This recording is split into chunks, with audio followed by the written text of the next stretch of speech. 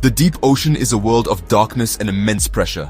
It is a place we know less about than the surface of the moon. So when our sonar equipment began to pick up something unusual, we were intrigued. The signals were not natural.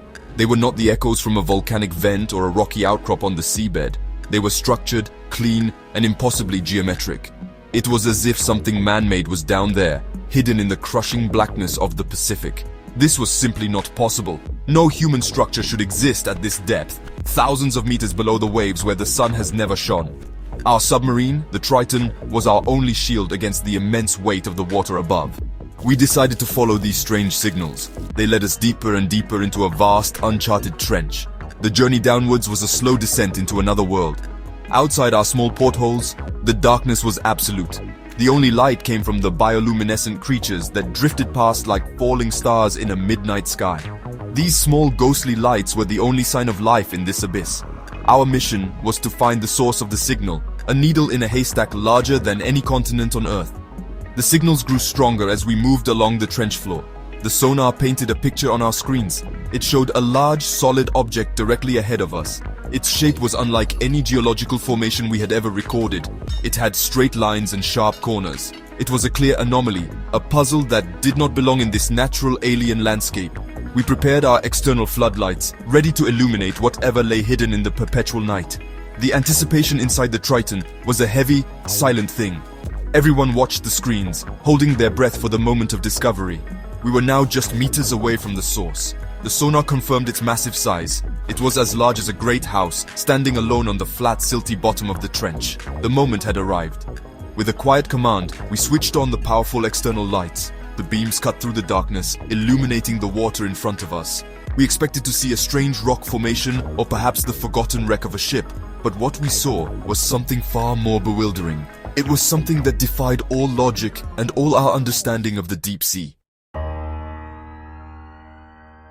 Before us stood a mansion. It was a grand, sprawling structure, something that belonged on a green hillside, not here.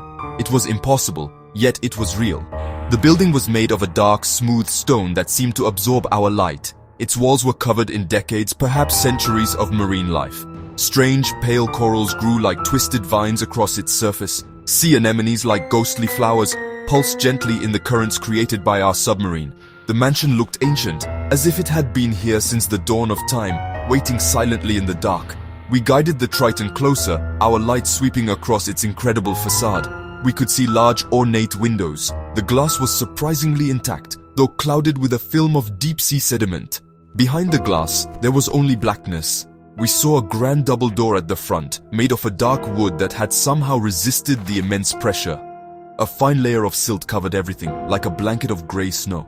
The mansion was a silent monument, a testament to builders unknown, lost to a history that had no record of their incredible feat. The architecture was unlike anything we knew. It was elegant, with sweeping arches and tall, slender columns that supported a wide portico. It was a style from another era, yet it was here, in the most inhospitable place on the planet. How was it built? Who could have possibly possessed the technology to construct such a building in the crushing depths of the ocean?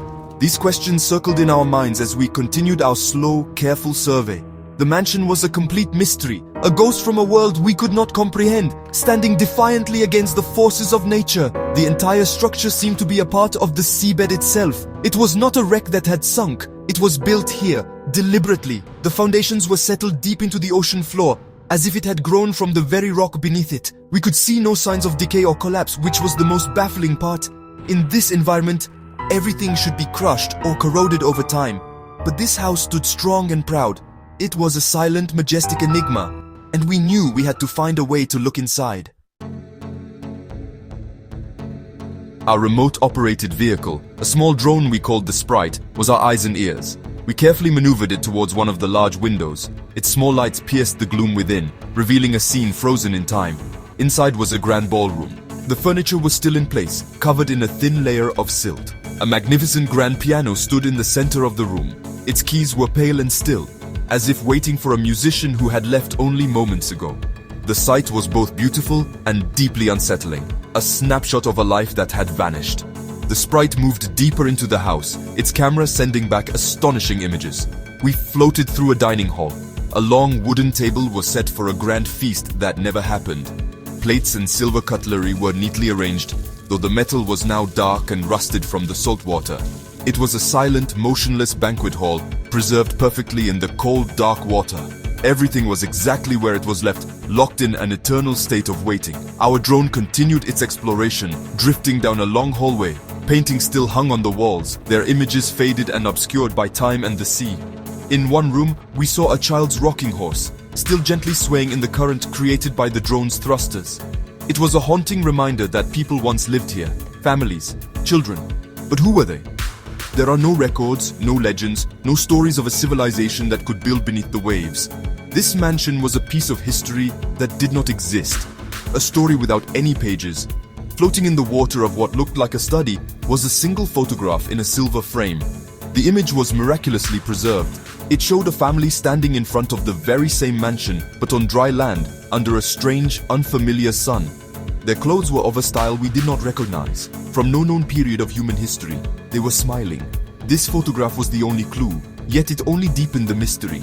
It told us that this house was once in the open air, but it did not explain how it came to rest here, intact, in the deepest part of the ocean. We had spent hours documenting the impossible interior. Every room we explored added a new layer to the puzzle. The mansion was a time capsule from a lost world, a world that seemed both human and utterly alien. We had gathered more questions than answers. The origin of the house, its builders, and its journey to the bottom of the sea remained a profound and unsolvable mystery. Our mission was to observe, but the urge to understand was overwhelming. We decided to bring the Triton back to the front of the mansion for one last look. Our powerful lights once again illuminated the grand entrance. The large, dark double doors stood before us, closed and silent. They seemed to guard the secrets of the house, keeping its story locked away from the outside world. We imagined the lives lived within these walls, the sounds of laughter and music that were now replaced by the profound, unending silence of the deep. It felt as though the house itself was watching us, a sleeping giant that we had disturbed from its long slumber. We were intruders in a place that was not meant for human eyes. As we hovered there, suspended in the dark water, something unbelievable happened. It was a slow, deliberate movement that defied the stillness of the abyss. The great front door of the mansion began to open. It swung inwards without a sound, revealing a deeper darkness within the house. We had not touched it. Our machines had not caused it. No current was strong enough to move such a heavy door. It opened, as if by an unseen hand, a silent invitation into the heart of the mystery that lay before us.